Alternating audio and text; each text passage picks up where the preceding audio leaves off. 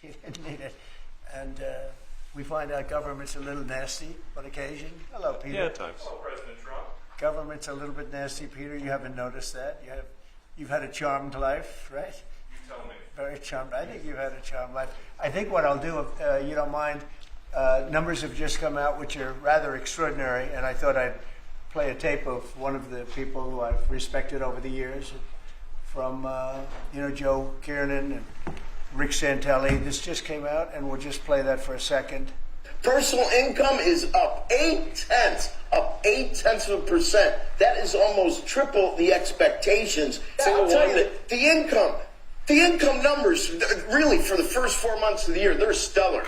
They're really stellar. I mean, I could go back and look at the first 4 months of many different years. Really very strong numbers, and you're right. This administration is criticized for just about everything under the sun. I've never, ever in my lifetime had glimpses into the politics of an administration in the form of transparency like this one. Why don't we be, give credit where credit is due? Income really shooting up. Rick, I also thought everybody was going to get one last order of imports that were going to be tariffed, and they were loading up on things. How the hell did they already fix the trade, or not fix it, but to cut it in half? That's crazy. So there wasn't a lot of front loading of things that they needed before the tariffs hit. Yeah, I'll tell you what, it really does call into question some of the conventional wisdoms. And, it's going to be interesting to see what happens next month when we get this number, or we see some of the other numbers like current accounts, see how they fared. Because I don't know, I've been watching these numbers a long time. I don't think I've ever seen the trade deficit cut in half in 1 month. Not bad. Woo-hoo. Right? Not bad. Come on, guys.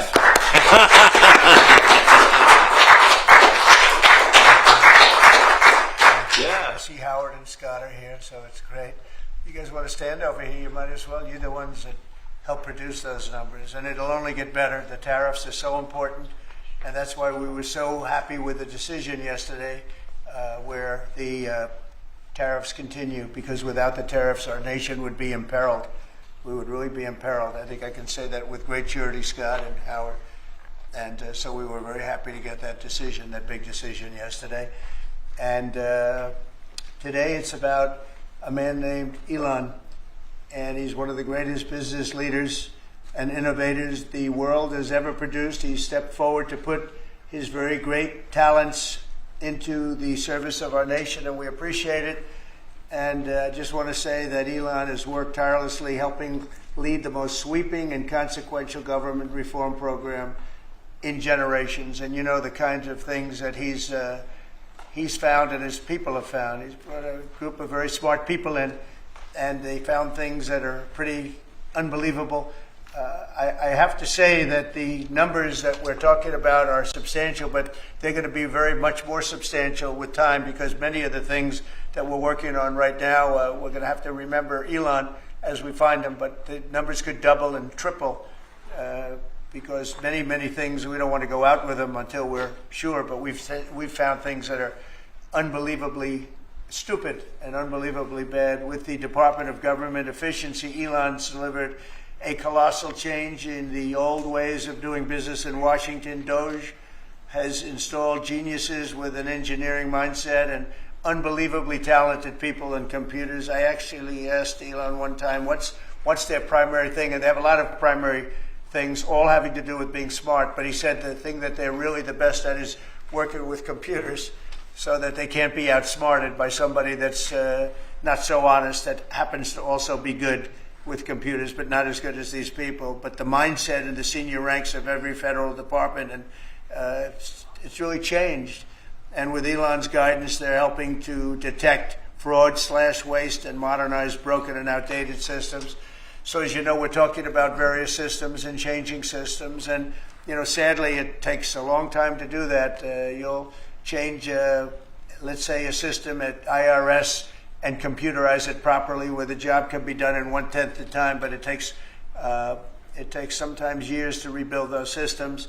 But we've started, in many cases we've started. I will say that this has less to do with Elon, but the air traffic control systems, we're bidding out to the best companies in the world, those systems right now. They were what the previous administration was horrible what they did. They spent billions and billions of dollars, and in the end, it didn't even come close to working. They tried to hook up wire to copper, and it can't be done.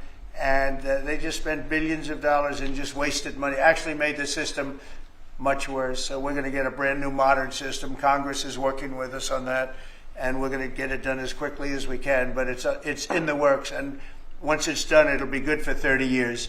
But we have a system that's 48 years old and would have a modern computer hooked into a very outdated computer, and they don't hook up. I mean, they didn't hook up. So after spending billions of dollars, they turned on the system, and in never any cases, from local to countrywide, they never worked.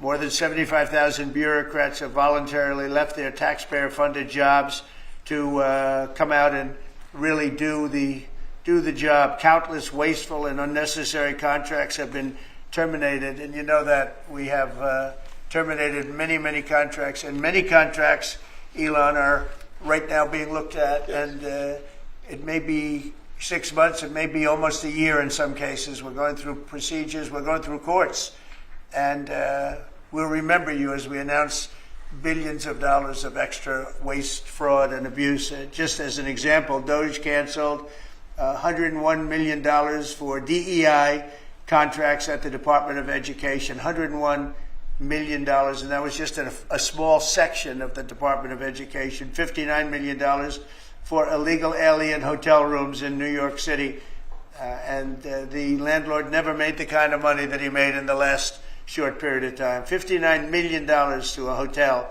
in New York City, $45 million for diversity, equity, and inclusion scholarships in Burma. In Burma, does anyone know about Burma? $42 million for social and behavioral change in Uganda. $40 million to improve the social and economic inclusion of sedentary migrants. I can say it's $2 billion to Stacey Abrams and her environmental movement. There was $100 in the account, and all of a sudden they found $2 billion in the account. And I assume that's being looked at. I don't know. I'm not sure, but I assume that's being looked at. Think of that, $2 billion.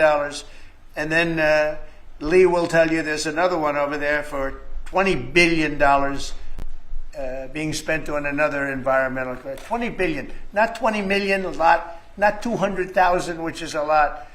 So think of it, in her case, you have $100, and now all of a sudden she gets hit with an infusion of $2 billion just before I take office.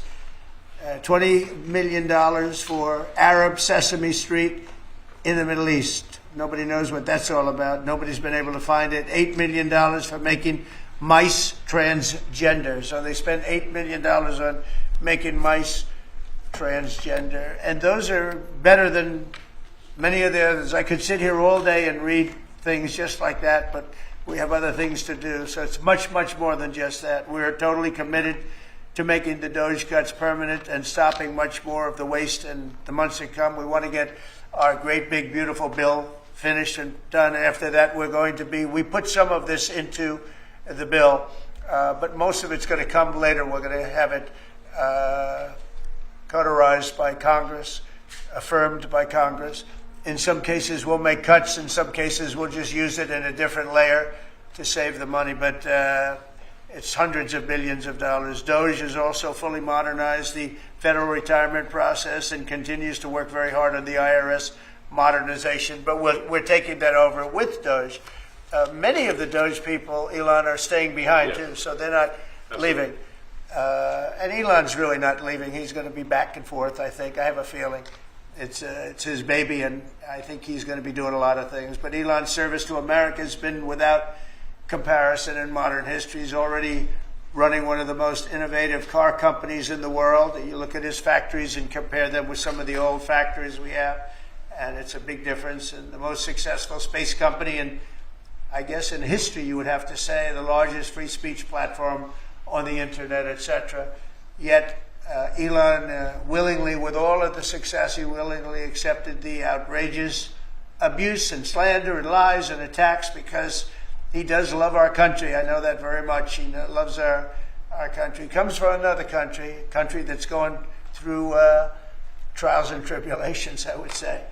But he's all about the USA, and Americans owe him a great debt of gratitude. So I just want to thank Elon for his time as special government employee. Can you imagine? They called him an employee, but it's a special government employee, and for coming and helping us. And he really has changed the mindset of a lot of people. A lot of people thought, you know, maybe we'll cut 1% or 2% or 3%.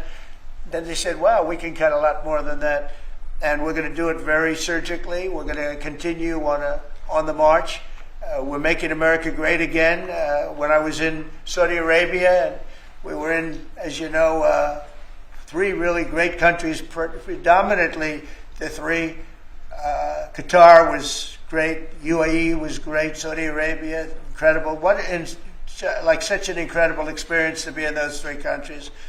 But the Crown Prince of Saudi Arabia, and I must tell you, the leaders, the great leaders of the other 2 that we just mentioned, they all said the same thing, that the United States is the hottest country right now anywhere in the world. And 6 months ago, we thought it was dead. It was like a dead country.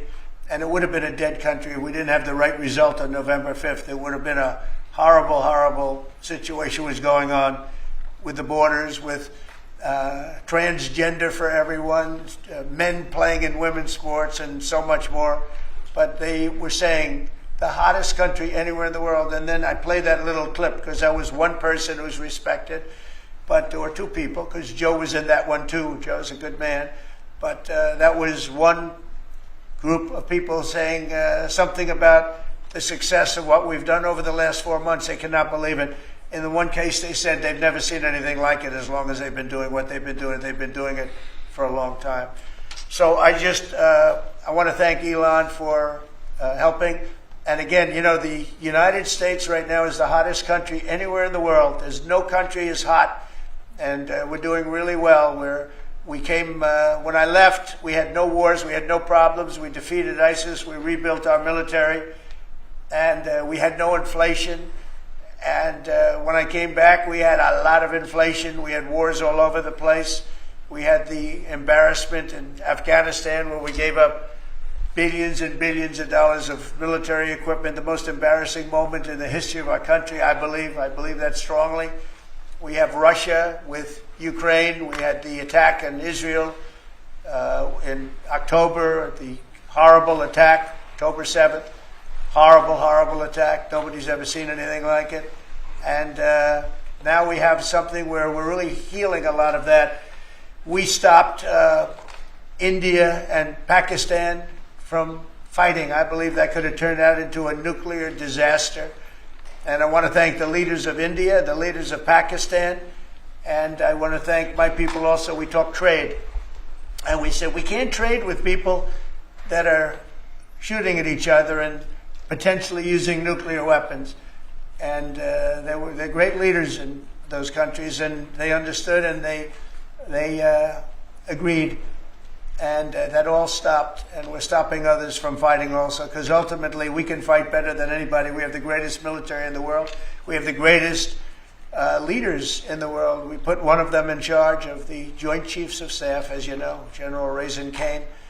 And we wiped out ISIS, completely wiped out ISIS in 3 weeks. They said it would take 5 years, and we did it in 3 weeks. And that's the way it is, but we don't want to have to use our military. We want to be peace through strength when we can, and that's the way we're going to have it. So I just want to thank Elon and all of his people. Most of those people are staying, almost all of them are staying, and they're going to be with us. And you're going to see the results coming long into the future. Even a year and 2 years later, you're going to see a lot of the results, and those hundreds of billions of dollars are going to be adding up, and they're going to continue to add. It'll be interesting, really interesting to see what the final number is going to be. But again, Elon gave an incredible service. Nobody like him. And he had to go through the slings and the arrows, which is a shame because he's an incredible patriot. The good news is that 90% of the country knows that, and they appreciate it, and they really appreciate what he did. And I gave him a little special something we have here. Thank you. A very special, that I give to very special people.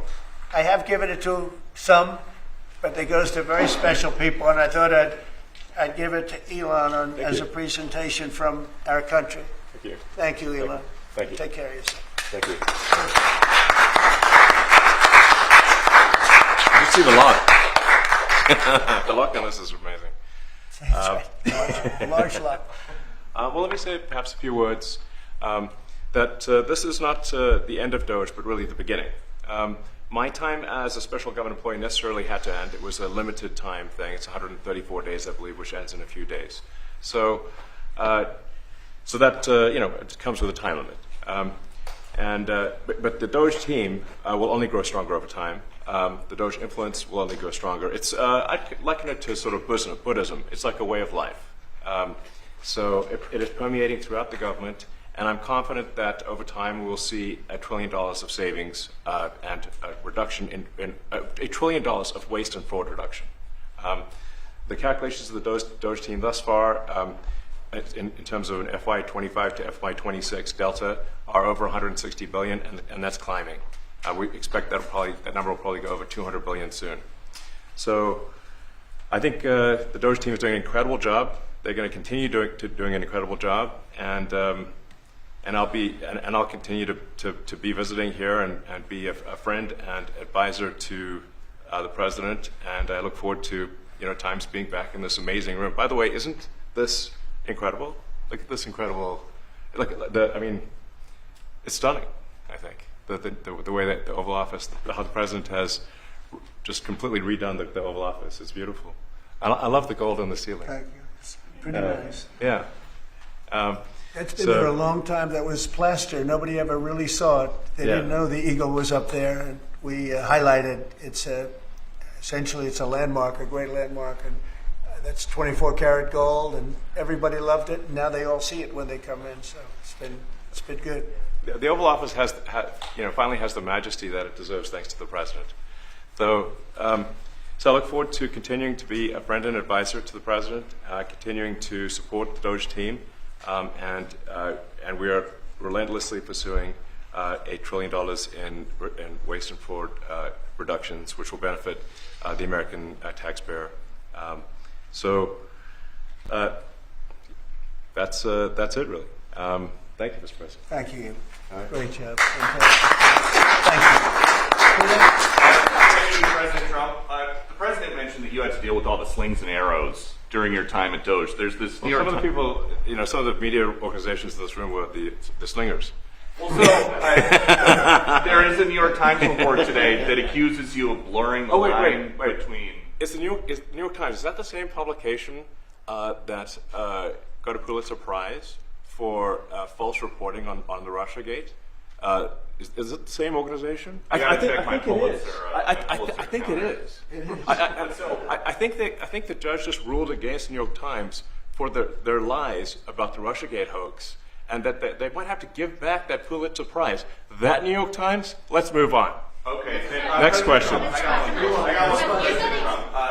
President Trump, Biden aides who used to work here are in talks with Republicans in Congress to go and testify about what they did or didn't do to possibly conceal President Biden's decline. Do you think that Dr. Jill Biden should also have to come in and testify about what she did or didn't do? Well, I hate the concept of it. It's the wife of a man who was going through a lot of problems, and everybody that dealt with him understood that. And I guess it came out during the debate loud and clear. That was the biggest signal of all. They have to do what's right. The country was there was a lot of dishonesty in the election, as you know, of 2020. That's been now caught. People understand it was a rigged election.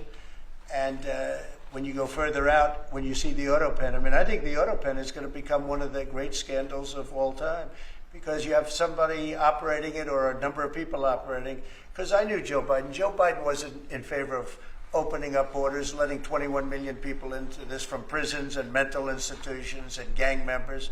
He wasn't into that at all. And who signed these orders, proclamations, and all of the different things that he signed that set our country so far back, that was so bad for our country? With the auto pen, how would it work? Like, we're in the Oval Office right now. If there was a group of rogue staffers that worked for you, who wanted to advance a bill or an executive order without your knowledge, how could they do it? How do they do Well, it? it's very hard because I'd read your newspapers or your media the next day and I'd say, well, I didn't approve that, and I would find it. I mean, they wouldn't get away with it for long because I'd say, I never signed that. Who the hell signed that? Auto pens, to me, are used to sign letters to people because we get, I think they said 20,000 letters a week, and you like to be able, when somebody takes the time to write a letter, it's nice to sort of write back. And auto pens are meant for that. Auto pens are not meant to sign major proclamations or tax cuts or borders, anything having to do with the border, which is so important. And if it happened on my watch, I would be able to see it because the next day or sooner I'd be reading about something that I knew nothing about and who the hell signed this. So I almost never used the auto pen. In fact, yesterday I was signing about 81, I think it was 81 proclamations and statements to people that I think should be signed by us. I think when you write letters to foreign dignitaries or presidents or prime ministers, you should be signing those letters, not done with auto pens. I understand he signed almost everything with an auto pen. It's a very dangerous thing.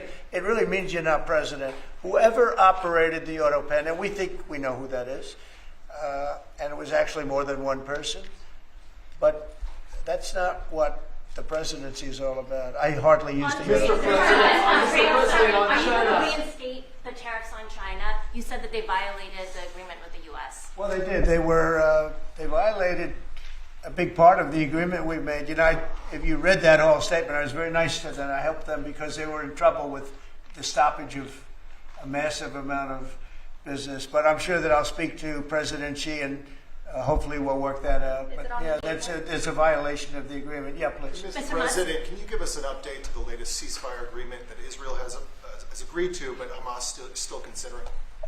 Well, they're very close to an agreement on Gaza, and we'll let you know about it during the day or maybe tomorrow, and we have a chance of that. And I think we have a chance of making a deal with Iran also. They don't want to be blown up.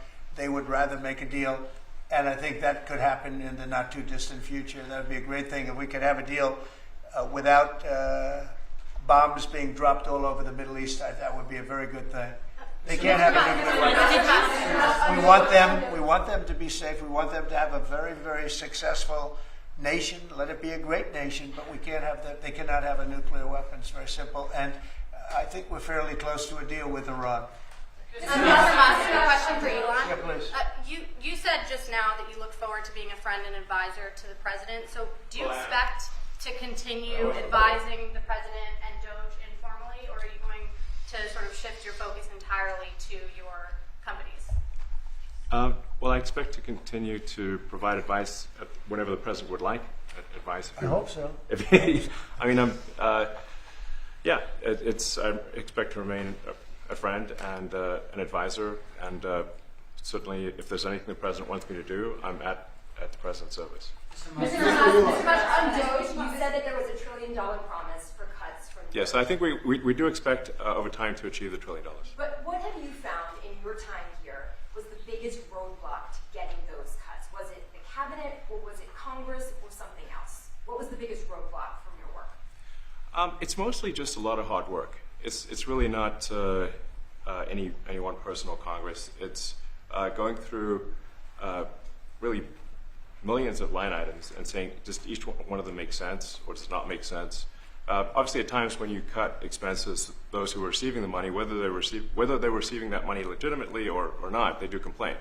And you're not going to hear someone confessing that they received money inappropriately. Never. They're going to always say that they received money appropriately for an important cause. Naturally, that's what you'd expect. So we just have to. It's just a lot of work going through the vast expenses of the federal government and just really asking questions. What's this money for? Are you sure it's actually being used well? Many times we can't even find anyone who defends it. So for a lot of the expenses, there is actually no defender at all. And then we have to just work through the process of stopping the spending, where there's often literally no defender. Nobody even knows why the money's being spent. It's truly absurd. I mean, we find situations where there are millions of software licenses with 0 people using them. 0. Exactly. This is the quizzical expression. You're like, surely, if there's millions of software licenses, someone should be using them. No, and then we've got to go through the process of saying, okay, look, if no one's using the software, we need to terminate this software license agreement. That's everywhere in the government, by the way. Mr. Musk, what do you think would be easier, colonizing Mars or making the government efficient? It's a tough call, but I think colonizing Mars and making life multiplanetary is harder. And as I said, we do expect to achieve over time the $1 trillion of savings. We can't do it in like a few months, but if you say by I think the official end of DOGE, which the president may choose to extend, is the middle of next year.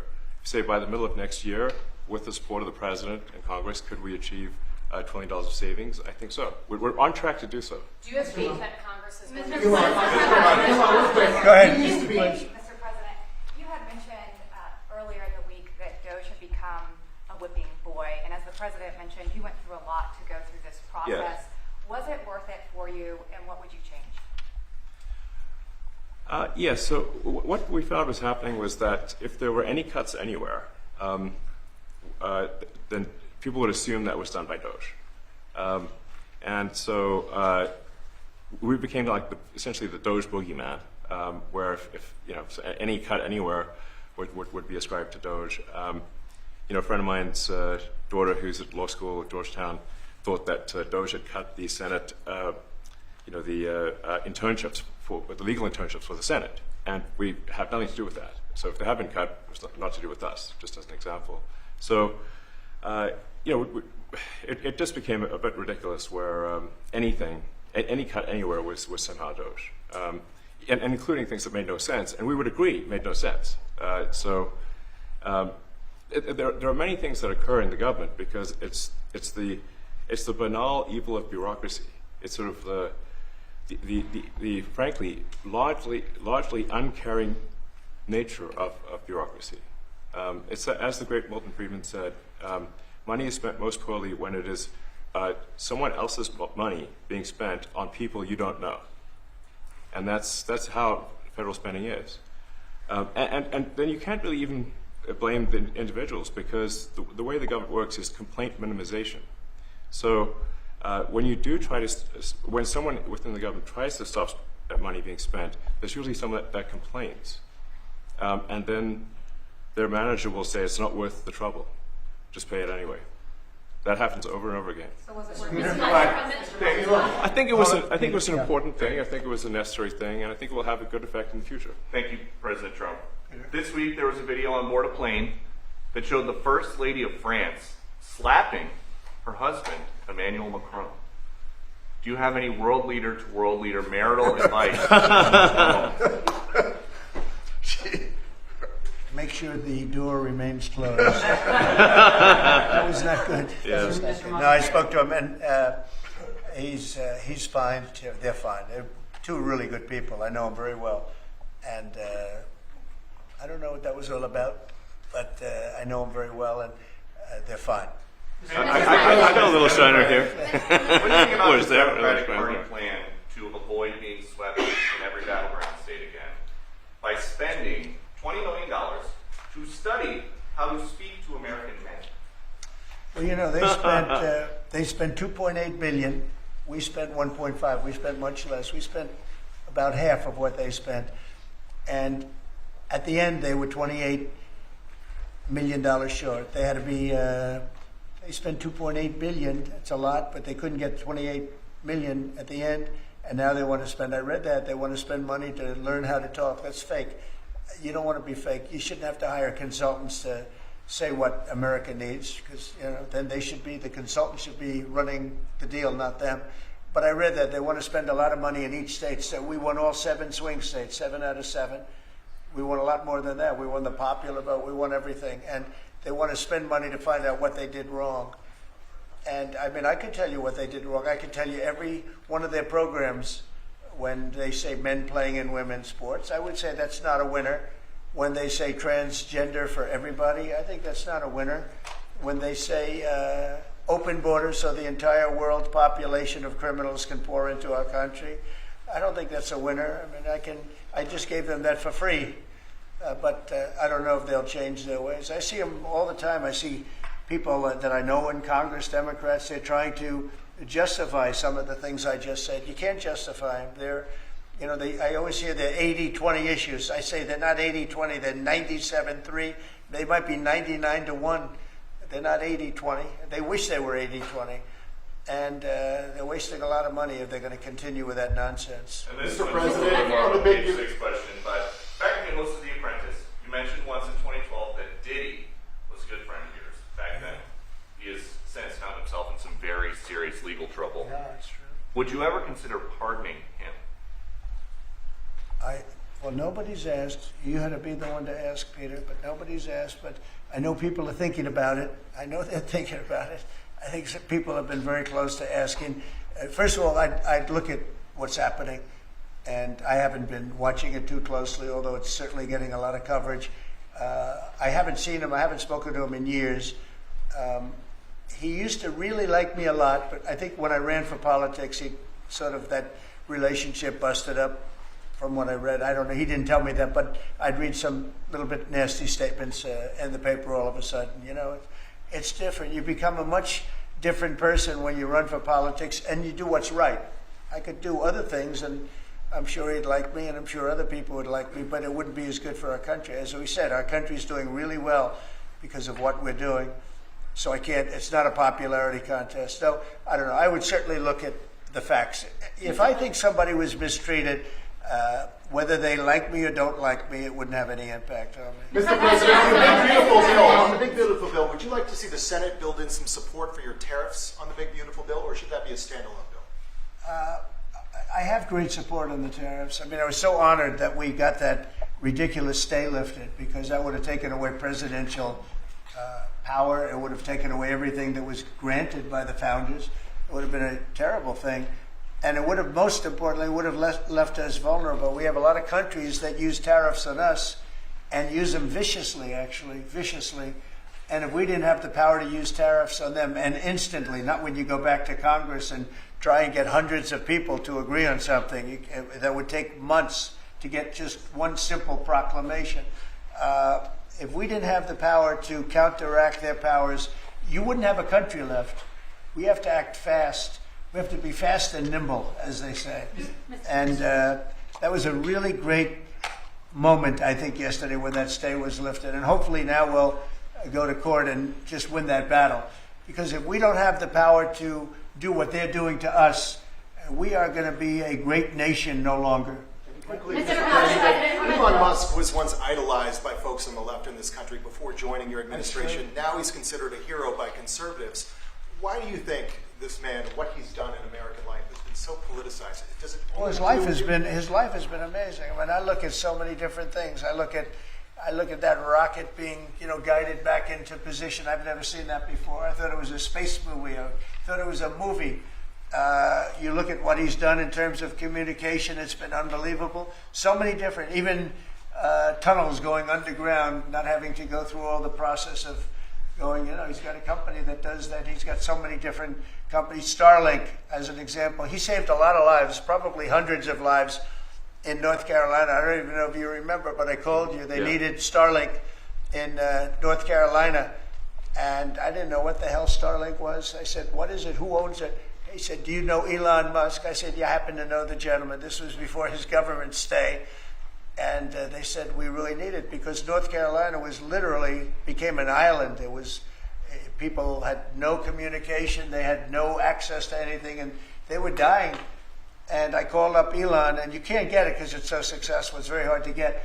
And he had so much of it brought over there, and they told me it was unbelievable. It saved a lot of lives. So, he's just done a lot of things. I don't think he gets credit for what he's done. But he's a very good person, too. Mr. Musk. You know what? If he wasn't a good person, but he did the same things, I'd probably maybe speak differently. He happens to be a really good person who loves the country. Mr. Musk, big beautiful bill. You had indicated this week that there were some things you didn't like about what had passed in the House. What changes do you want to see the Senate make? And you had also indicated there were things you didn't like about the bill. What would you be suggesting he push senators to change in their version? Well, I'll tell you, I'll go first. It's an unbelievable bill. It cuts your deficits. It cuts, it's a huge cutting. But there's things I'd like to see maybe cut a little bit more. I'd like to see a bigger cut in taxes. It's going to be the largest tax decrease or cut in the history of our country. I'd like to see it get down to an even lower number. I was shooting for a slightly lower number. I would have liked to have done that. But with all of that being said, when you look at the tax cut and the fact that the original tax cut, which made us so successful, we had the most successful 4 years in the history of our country, the economy, and this is going to be even better. And you see that by the reports that came out just yesterday or tonight. I guess they were released this morning at 8 o'clock. You see the kind of numbers where somebody that's a pro is like, whoa, I haven't seen numbers like this since I've been doing this. These are human emotions of professionals that have never seen numbers like, and we've just started. The bill is a great bill. It's going to be jiggered around a little bit. It's going to be negotiated with the Senate, with the House. But the end result is it extends the Trump tax cuts. If it doesn't get approved, you'll have a 68% tax increase. You're going to go up 68%. That's a number that nobody's ever heard of before. You'll have a massive tax increase. If it does get approved, you'll have a large tax cut, the largest we've ever had. When you add the past tax cuts that we got you, the Trump tax, they call them the Trump tax cuts. It's an amazing bill. It does amazing things. With all of that, it's going to be adjusted a little bit over the next coming weeks, and I think it's going to be passed. The Republicans want to pass it. With all of the great things it does, including an extension of debt, it's the extension. We have to extend the debt. If we don't extend debt, we're in default. Now, the Democrats might like our country to be in default, but in 250 years, we've never been in default. That was handed to them by a very well-meaning man that gave it to them because he thought it was the right thing to do. It could have been their problem before the election, but this man thought it was the right thing to do, and he was well-meaning. I don't hold anything against him for that, but that was put on our plate when it should have been on the Democrats. September 28th, a famous date. It should have been taken care of by the Democrats, but this person, a man of power, gave it to us so that in June that comes due. Well, we have to take care of that because if we don't take care of it, we have a country in default, and we don't ever want to have a country in default. I'll tell you, a certain senator, Elizabeth Warren, said that she would never, ever allow a default on our debt. She would never let it happen. And she would like to get rid of the debt ceiling, what's called the debt ceiling. I call it the debt extension because we really need an extension. That she'd like to see that gotten rid of. And there are many people that agree. Many Democrats agree with that. But we gave that through, and I don't want to say an error. He did it well-meaning. They gave that to us. It was a Democrat problem just before the election. Would have had a huge impact on the election. And to our benefit, we won anyway, but to our benefit. But felt that really for the good of the country, we should extend that. But Elizabeth Warren and various other people would like to see that. Her whole career, she wanted to see it terminated, gotten rid of, not being voted on every 5 years or 10 years. And the reason was because it's so catastrophic for our country. And I always agreed with her. That was one thing I agreed with her on. Now, I haven't spoken to her, but I would say that if you asked her that question now, she'd say, no, it's their problem. But it's a very unfortunate situation. It's a very unfair situation. And she happened to be right on that. It should be gotten rid of, or it should simply be extended. But that's one of the things that gets taken care of in this bill. That automatically gets extended for a 4-year period, and it should be. But I agree with Elizabeth Warren on that. I think you should get rid of it. It's too catastrophic. Mr. Musk, what Yeah, please, go ahead. do you want to see, Mr. Musk, to the bill? And to international students, I guess you welcome to study in the United States. And one question for Mr. Musk. To students, well, we want to have great students here. We just don't want students that are causing trouble. We want to have students. I want to have foreign students. I think Harvard, it's close to 31%. That's a lot. Our country's given $5 billion plus to Harvard over a short period of time. nobody knew that. We found that out. I wouldn't say that was a DOGE thing, but we found that out over a period of time. That was sort of a Trump thing. We ended up in litigation for other reasons because they're very anti-Semitic. And in finding out and in going through the books, we found out that the country gave them $5 billion plus, much more than that actually. And we're having it out with them, and let's see what happens. I think we have a very good, well, it's a very sad case. It's a case we win. We can't lose that case because we have the right to make grants. We're not going to make any grants like that. But I don't think Harvard's been acting very nicely. I think Columbia wants to get to the bottom of the problem. They've acted very well. And there are other institutions, too, that are acting, but Harvard's trying to be a big shot. And all that happens is every 3 days we find another $100 million that was given. 2 days ago, we found $200 million more. The money's given to them like gravy. I'd like to see the money go to trade schools, where people learn how to fix motors and engines, where people learn how to build rocket ships. Because, you know, somebody has to build those rocket ships. Yeah. And I'd like to see trade schools set up, because you could take $5 billion plus hundreds of billions more, which is what's spent.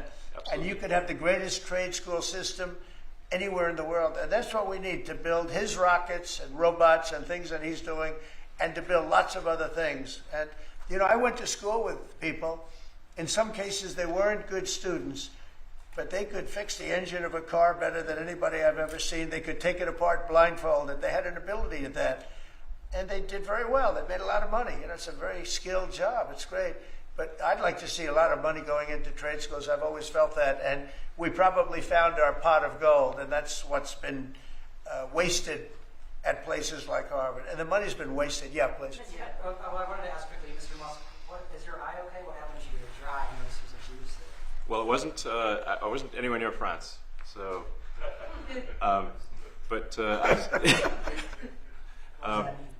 No. I didn't notice about the First Lady of France. getting slapped, you know. I didn't notice. Yeah, no, I was just horsing around with Lilex, and I said, "Go ahead, punch me in the face," and he did. Turns out, even a 5-year-old punching you in the face actually does. That was X that did that? Yeah, X could do it. If you knew X, He's with his mom right now. But I didn't really feel much at the time, and then I guess it bruises up.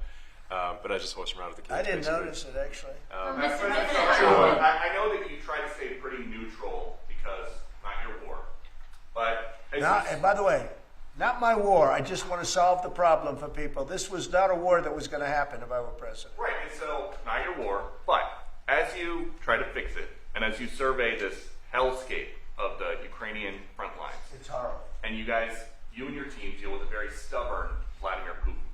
Do you And look? Zelensky. Yeah. But do you look at this Very stubborn conflict Zelensky too. any differently now? Like, do you look at this and see Putin as the good guy or the bad guy? So I've known him very well. And I went through a lot of things with him because Russia was, you know, the Russia hoax turned out to be a total hoax. New York Times, they got a Pulitzer Yeah. Prize. They have to give back the Pulitzer Prize. That's my lawsuit. And they're doing very poorly in that lawsuit. But, you know, they wrote stories about how it was true and it was false. And, you know, a lot of Washington Post also. I have gotten to see things that I was very surprised at. Rockets being shot into cities like Kiev during a negotiation that I felt was maybe very close to ending. We were going to solve a problem, and then all of a sudden rockets got shot into a couple of cities and people died. I saw things that I was surprised at. So, and I don't like being surprised. So I'm very disappointed in that way. With that being said, I'd like to see it end. 5,000 people, I think the number's even more than that, but 5,000 people a week are being killed. Mostly soldiers, but also people that live in little cities and towns throughout Ukraine. And I'd like to see that stop. And I asked Caroline this yesterday, but I want to ask you directly. So many of the things that you're trying to do are held up in court right now. Yeah. If the courts are going to have so much influence over U.S. policy, do you wish you would have just become a judge instead? Yeah, well, look, it wasn't meant to be that way. If you look at the founders, the president had certain powers, and you have your three groups, and they all had supposed to be pretty equal powers. But you can't have a judge in Boston running foreign policy in places all over the country because he's got a liberal bent or he's a radical left person. That's what the executive branch is for. And you have checks and balances. But we had millions of people pour into our country, many criminals poured into our country, murderers, mental institutions from all over the world being emptied out into our country. And if we don't get them out and get them out quickly, we're could lose your country very easily. This is a bad, that anybody would allow this to happen to our country. You know, with all of the things, we took over inflation, we took over some wars, we took over a lot of problems that didn't exist when I was president. None of it existed. We wiped out ISIS. Other than that, we had no wars. Putin was never going to hit Ukraine. Israel would have never been attacked. That attack, as you know, Iran had no money. They didn't have money for Hamas. They didn't have money for Hezbollah. They had no money whatsoever. That wasn't going to happen. All of these things that happened weren't going to happen. You wouldn't have had inflation.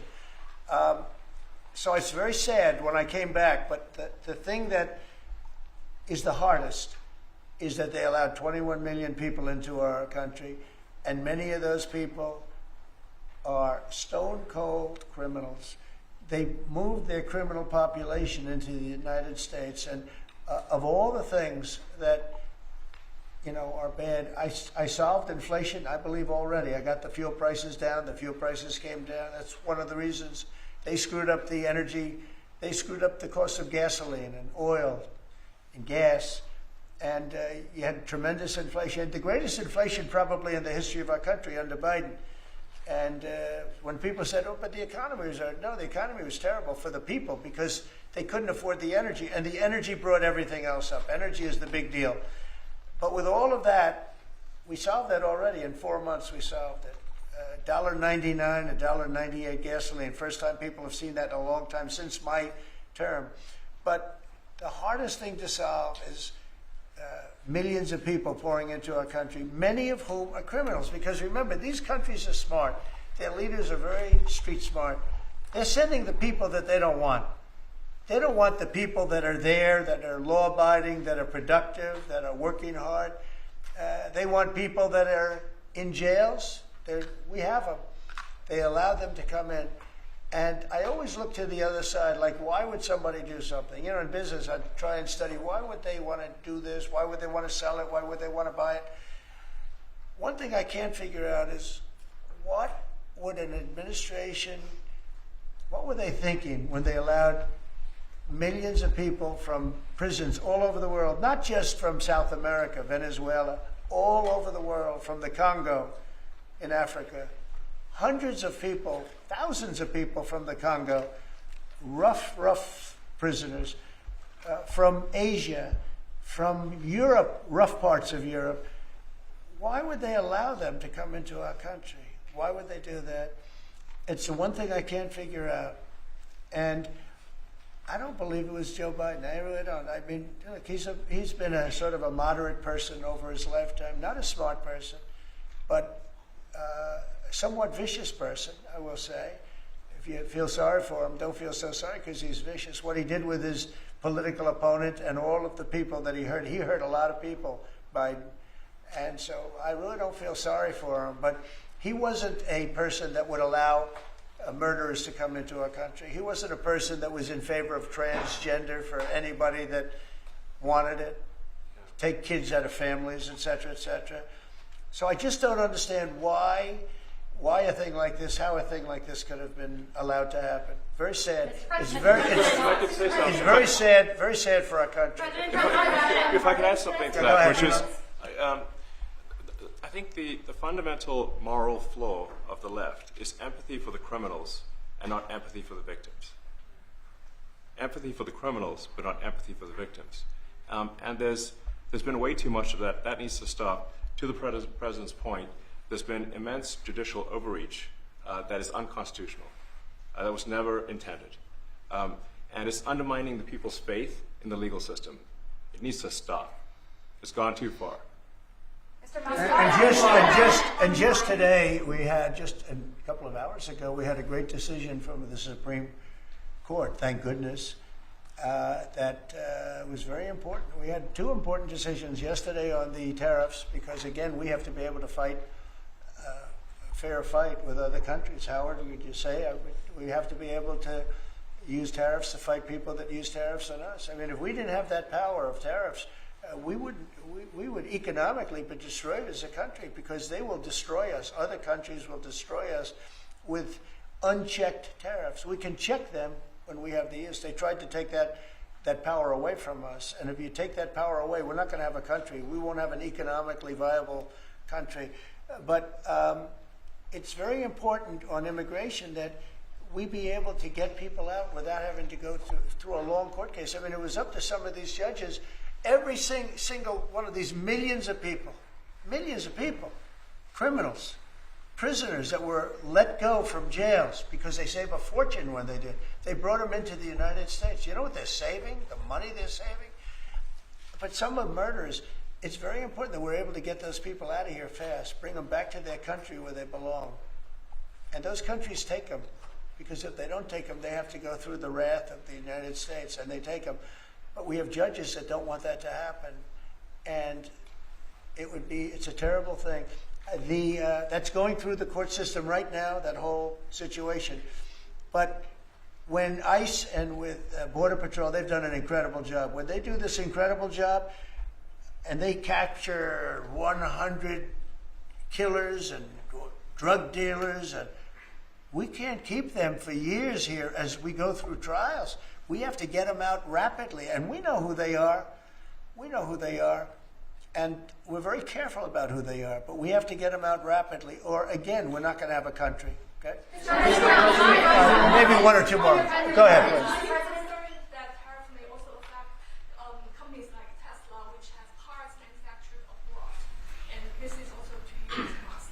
Well, he's going to end up building his whole car here. I mean, I thought he built his whole car. Pretty much he does. He's got incredible factories, and like I looked at one in Texas. It's unbelievable. No way. All of the manufacturers will build their parts here too.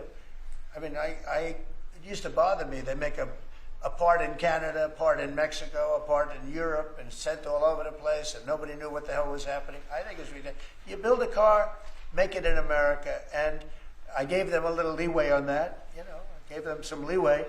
But over the next year, they've got to have the whole thing built in America. That's what we want. We want America to buy American-built cars. Thank you very much, everybody. Thanks, guys. Thank you, guys. Thanks, guys. Thank you, guys. We're heading out. Right out this way. Thanks, guys. Good meeting. Good. It was a good meeting. Are you considering part